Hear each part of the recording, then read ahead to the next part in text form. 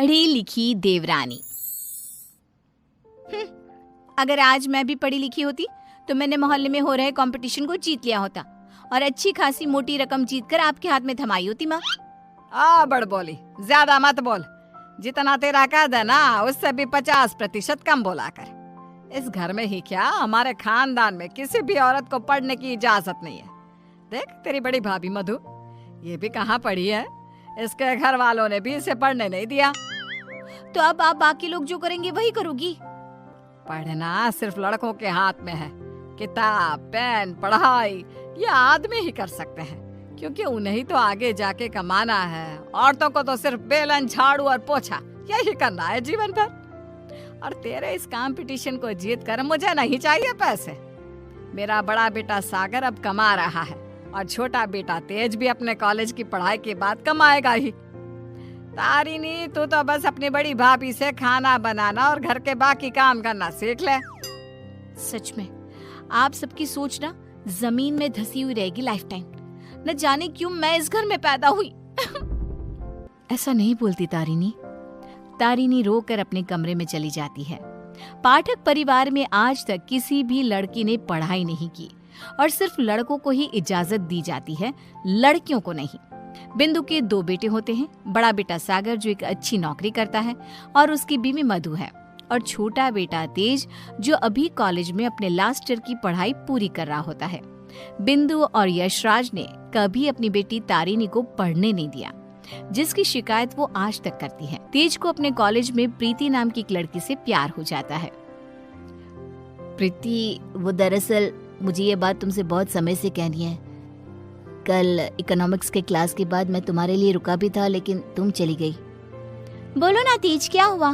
क्या कहना है तुम्हें? प्रीति, अब मुझे तुमसे प्यार हो गया है।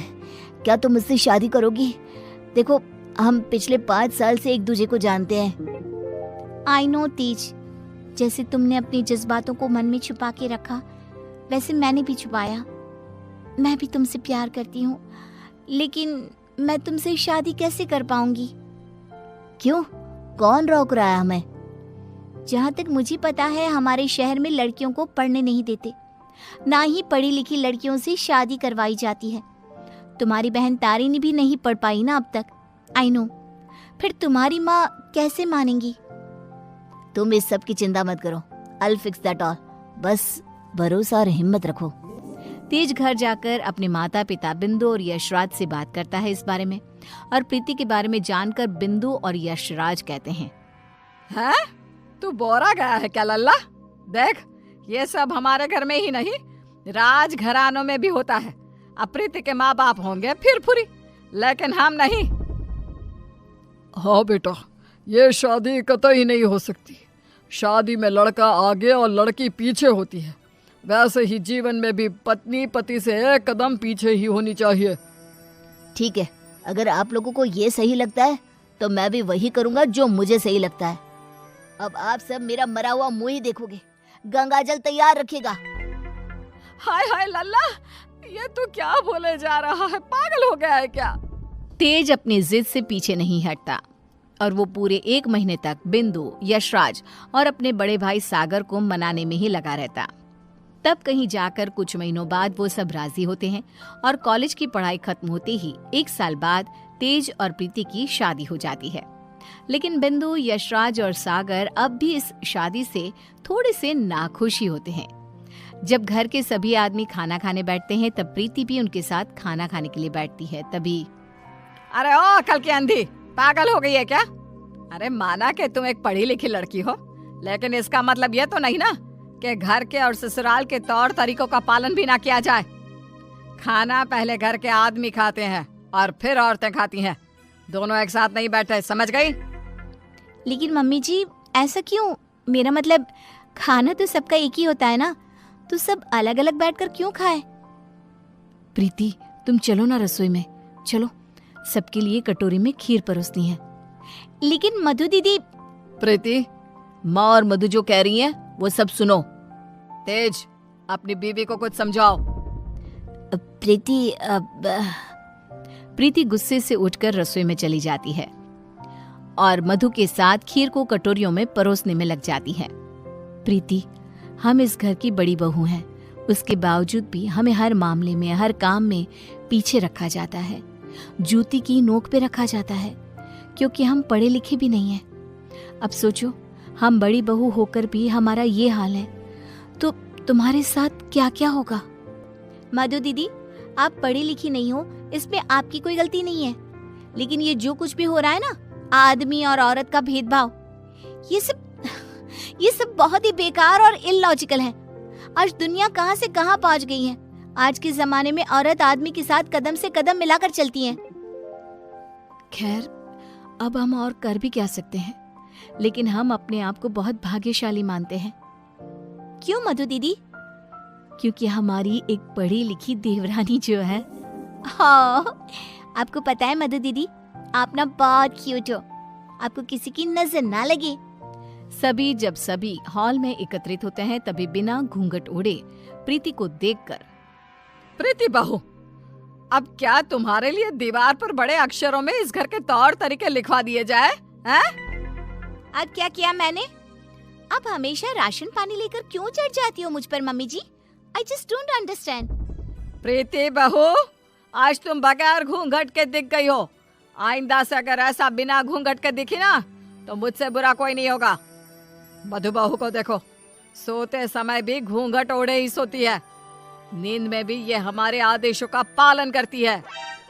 और हाँ, एक और बात कान खोलकर सुन लो, आइंदा से बड़ों से और अपने इर्द गिर्द के आदमियों से इतनी बदतमीजी से बात नहीं करना, और इस घर की 4 दीवारों में सिर्फ और सिर्फ सरल हिंदी भाषा का ही प्रयोग होगा। अंग्रेजी भाषा नहीं गूंजनी चाहिए। तेज, अपनी धर्म पत्नी को समझा कर रख। प्रीति निराश हो जाती है और अपने कमरे में चली जाती है। रात में वो तेज से कहती है, तेज, ये सब क्या हो रहा है?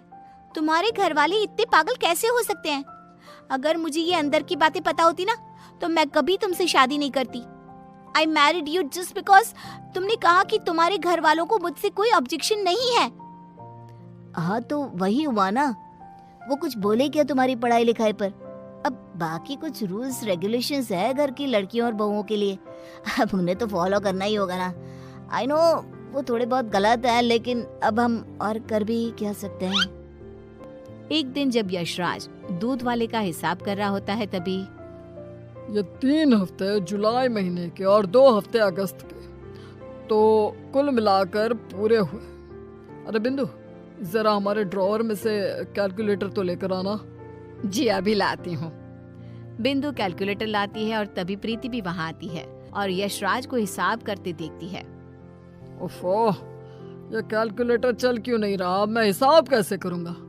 5 हफ्तों का हिसाब मिलाया जाए तो बनते हैं 680 रुपए, क्योंकि हमने 3 रविवार और 4 मंगलवार को दूध नहीं लिया था रघु भैया से, तो उस हिसाब से यही हिसाब बनता है। मैंने अपने माइंड में ही 1 मिनट में कैलकुलेट कर दिया है। प्रीति बहू, तुझे 1000 बार कहा है ना, रसोई में ही रहा कर। अरे आदमियों के काम में क्यों हर बार अपनी टांग अड़ाने आ जाती है? आइंदा से ये हिसाब किताब वाले काम में तू बिल्कुल भी ध्यान नहीं देगी। चल दफा हो यहाँ से अब। न जाने कौन सी घड़ी थी वो जब तेज को इससे प्यार हुआ। बेवकूफ है हमारा बेटा। इस तरह फिर से प्रीति को चुप कराकर रसोई में भेज दिया जाता है। कुछ दिनों बाद प्रीति जब बाजार से घर लौटती है, तब वो घर पर सबको मधु पर चिल्लाते हुए देखती है और मधु बेचारी फूट फूट कर रोई जा रही थी। सब तुम्हारी गलती है, तुम्हारी वजह से ही मैं बाप नहीं बन सकता कभी।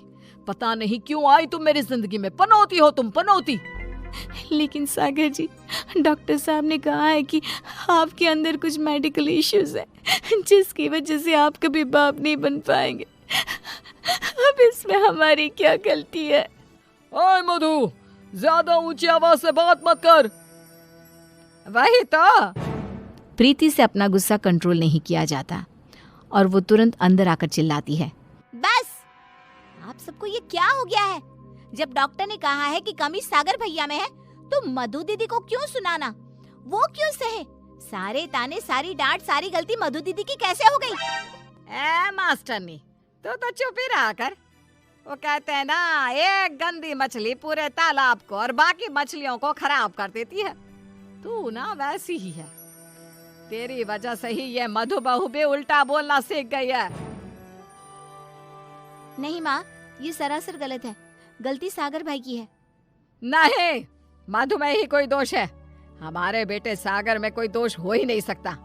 ये मनहूस मधु कुंडली मारकर बैठ गई है हमारे सागर के जीवन में। मधु दीदी, ये आपके हाथ पाँव पर निशान कैसे? बोलिए। सागर जी ने हमें बहुत मारा प्रीति, हमें बचाओ इन सब से, ये सब बहुत बुरे हैं। मधु प्रीति के गले से लिपटकर रोए जा रही थी। सागर गुस्से में आकर मधु पर हाथ उठाने जा रहा था कि तभी प्रीति उसके पास जाकर उसका हाथ पकड़कर मोड़ देती है। मेरा हाथ। एक आदमी अगर गुस्से में शैतान बन जाए तो एक औरत क्रोध में काली का रूप धारण कर लेती है। समझ गए सागर भैया? और आप सब, अरे एक बार ध्यान से सोचिए, दिल से सोचिए ना। अगर ऊपर वाले ने आदमी और औरत को साथ में बनाया है तो हम क्यों फर्क करें? क्यों औरतें आदमियों से पीछे रहे? दोनों साथ में कदम से कदम मिलाकर चल सकते हैं ना। साथ में काम करके अपना घर, अपनी गृहस्थी चला सकते हैं ना। गलती सोच की है, अगर सोच बदलोगे तो ही बदलाव आएगा, वरना जमीन में ही धंस के रह जाओगे। उतने में तेज अपने साथ पुलिस अफसर्स को लेकर आता है। सागर भाई, आप मेरे बड़े भाई हो, लेकिन आज जो मुझे आपके बारे में पता चला, कैसे आप मधु भाभी को मारते हो, उन पर अत्याचार करते हो, इसके बाद से आप मेरे कोई नहीं। मेरे लिए आप ना के बराबर हो गए हो। इंस्पेक्टर साहब, गिरफ्तार कर लीजिए इन्हें। पुलिस सागर को डोमेस्टिक वायलेंस के केस में गिरफ्तार कर लेती है और उसे लेकर जाती है। माँ, पापा, प्रीति और मैंने फैसला कर लिया है कि हम अब इस घर में और नहीं रहेंगे और अकेले किसी शहर में जाकर रहेंगे। मधु दीदी और तारिनी भी हमारे साथ चल सकती हैं। इस तरह तेज और प्रीति वहां से चले जाते हैं और मुंबई शहर आकर तारिनी और मधु दोनों भी पढ़ने जाती हैं और सभी अपना जीवन खुशी से बिताते हैं। वहीं बिंदु और यशराज, जिन्हें तेज हर महीने पैसे और खत भेजता है, वो दोनों अपने बच्चों की याद में रोते रहते हैं और उनके खतों को ही